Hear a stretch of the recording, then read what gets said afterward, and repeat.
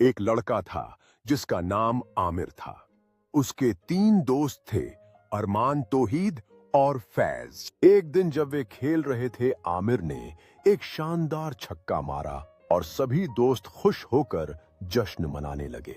खेल खत्म होने के बाद वे घास पर बैठकर स्नैक्स शेयर करने लगे और मस्ती भरी बातें करने लगे। जब सूरज ढलने लगा, उन्होंने एक छोटी सी आग लगाई और मॉल्ट्स भूनने लगे। वे आग के चारों ओर बैठकर एक दूसरे को कहानियां सुना रहे थे। आसमान में तारे चमक रहे थे। जब वे तारों की ओर देख रहे थे, आमिर ने उन्हें विभिन्न नक्षत्रों के बारे में बताना शुरू किया।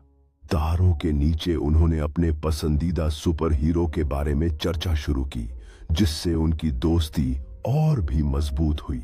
जैसे ही सुबह हुई, उन्होंने अपनी चीजें समेटना शुरू किया, थके हुए लेकिन खुश थे।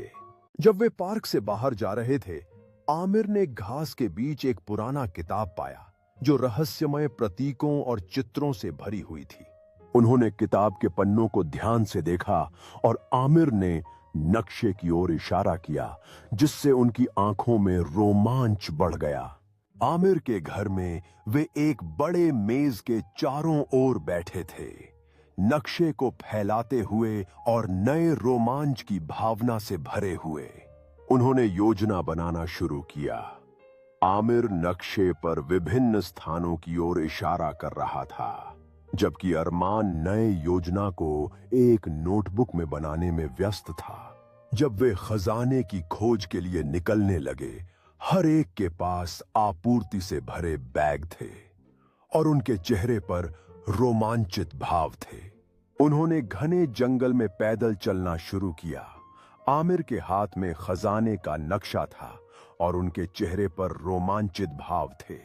उन्हें एक छिपी हुई गुफा का मुख मिला, जहां वे उत्सुकता और डर के साथ अंदर जाने का विचार कर रहे थे।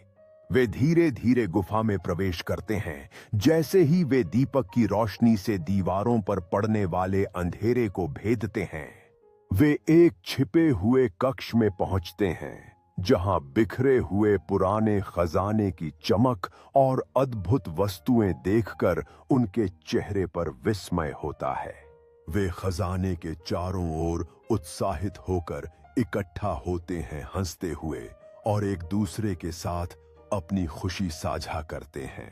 जब आमिर पुरानी संदूक को खोलता है तो इसमें से एक शानदार रोशनी निकलती है, जिससे